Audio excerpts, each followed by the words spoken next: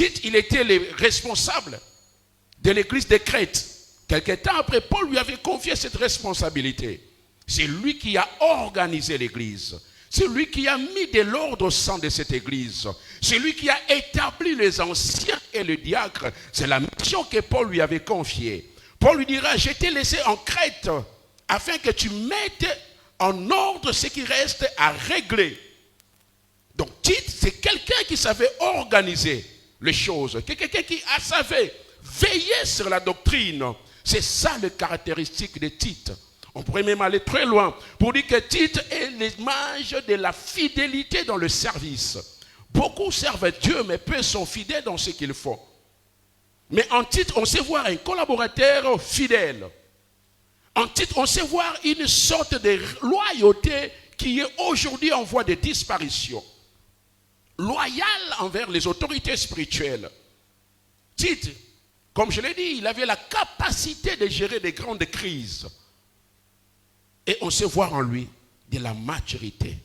Tite est ce modèle de collaborateurs équilibrés, spirituels mais pratiques, fidèles mais courageux.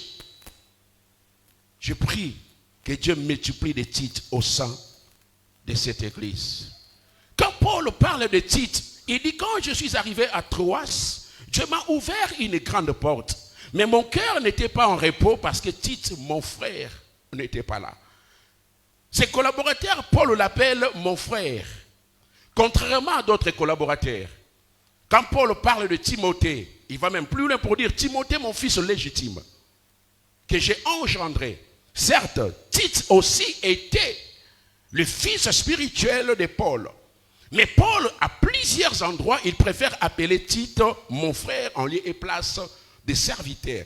Mais pourquoi cette différence? Là-bas, c'est la paternité qui prend de l'ampleur, mais avec Tite, c'est la fraternité qui domine. Tout ça, c'est parce que Tite était devenu un partenaire de l'apôtre Paul. Il avait tellement grandi, il avait tellement de la maturité, Paul le reconnaissait, Paul voyait en Tite une personne égale à lui. Voilà pourquoi il faisait beaucoup de confiance. Voilà pourquoi il ne se permettait même plus de l'appeler fils. Il dit, Tite, tu es mon frère. En parlant de Tite, mon frère, contrairement à Timothée, qu'on Paul appelait fils, on sait voir en Tite une personne qui avait déjà de la maturité. Donc en Tite, il y avait un disciple affermi. Mais si vous faites une étude comparative avec Timothée, vous allez vous rendre compte que Timothée était encore en formation. Timothée avait encore beaucoup de choses à apprendre. Même l'épître que Paul a écrite à Timothée, Paul insiste que personne ne méprise ta jeunesse, mais toi sois un modèle. Timothée, ranime la flamme des dons que tu as reçus. Paul ne cessait de donner des instructions en termes de formation à Timothée. Mais par rapport à Tite, Paul l'appelle mon frère. C'est-à-dire que Tite avait de la maturité, il comprenait pas mal de choses. C'était un homme de confiance pouvant régler pas mal de conflits.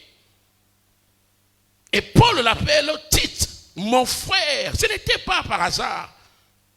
Parce que Paul voyait en Tite une personne égale. Dans les combats, il était un partenaire prêt à être envoyé dans des missions impossibles. Seigneur, ce matin, je prie qu'il y ait beaucoup de Tites au sein de cette église.